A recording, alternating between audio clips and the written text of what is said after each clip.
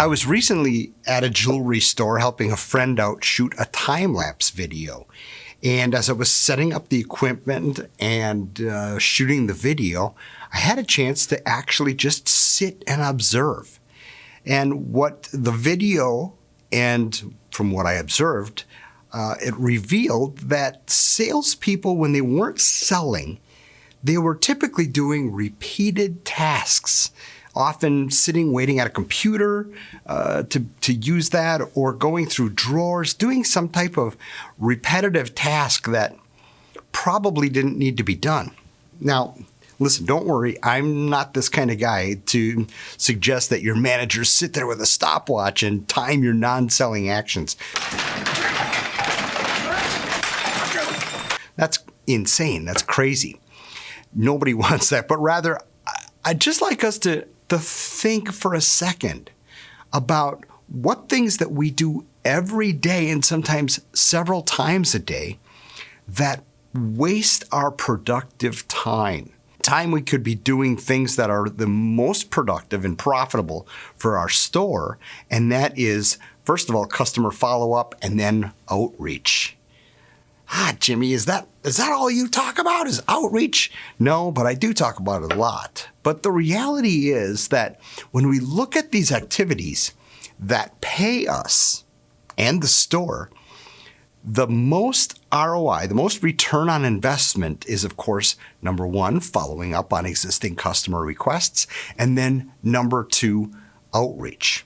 Now, in our outreach classes, number 510 through 517, I encourage folks to set a goal for every day on the number of outreaches that you plan to execute, whether that's 5, 10, 15, 20, whatever it is.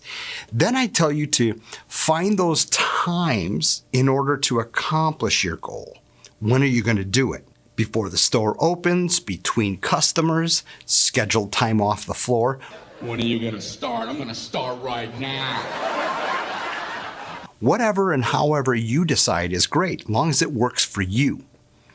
But since teaching this, I've learned that there are a few barriers to staying really productive in our non-selling time with outreach. The first is that the list we're working off of can often seem very daunting. So I recommend this to anyone who's printing reports.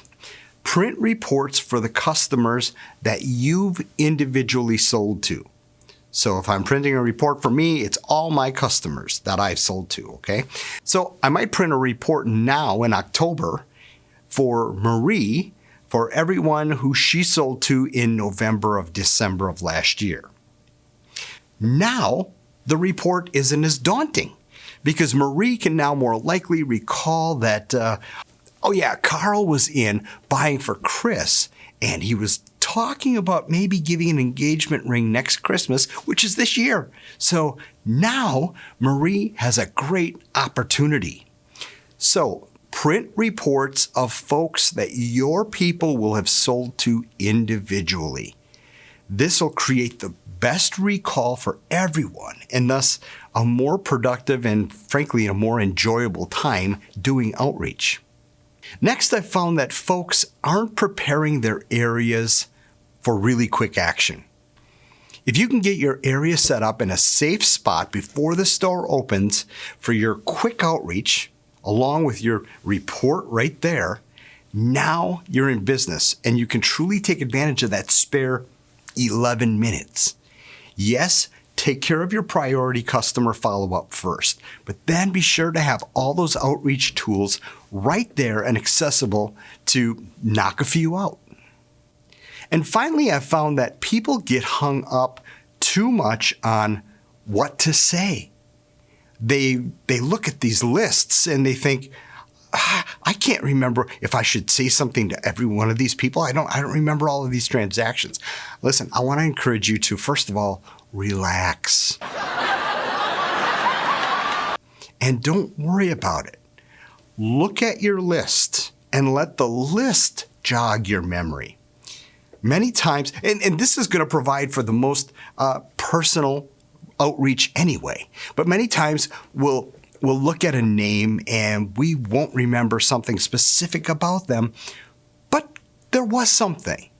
And then we go back in the computer and we see, oh, she bought Shy Creation Rose Huggy hoops for her 2 daughters, and I put a few things on her list for her husband to pick up, which he didn't pick up yet. So now you got something, right? You got something to reach out to her husband for. So don't worry about remembering. If you have a list of your sales, the list will talk to you. And frankly, that'll take all the pressure off. Personal lists, great preparation, and let the list talk to you. Now, also managers, set goals with folks, incentivize them, and have games for outreach. The reality is this: you just will not have an effective program if nobody's tracking it and nobody's incentivizing it. Now, it goes to say that your individual incentives are really the customer relationships that you build and the sales that you'll create with this. But a lot of times to get a good program going, to get the habit going, right, it requires some nudging from management and each other.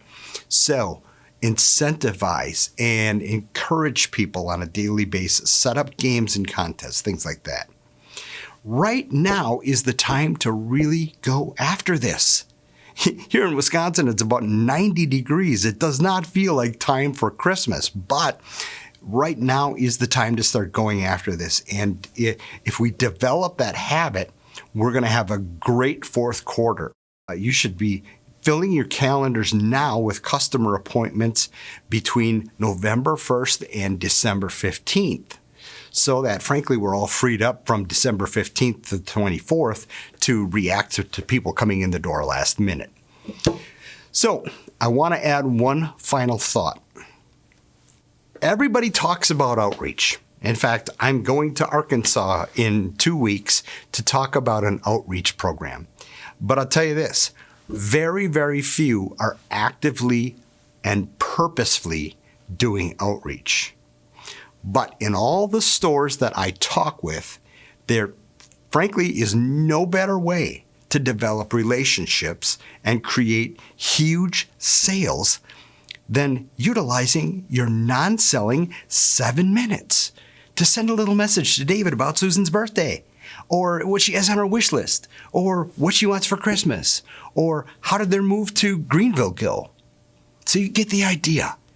If you haven't yet, watched trainings 510 through 517 on outreach. And yes, I'm going to keep talking about this until you all do it. It's just that important.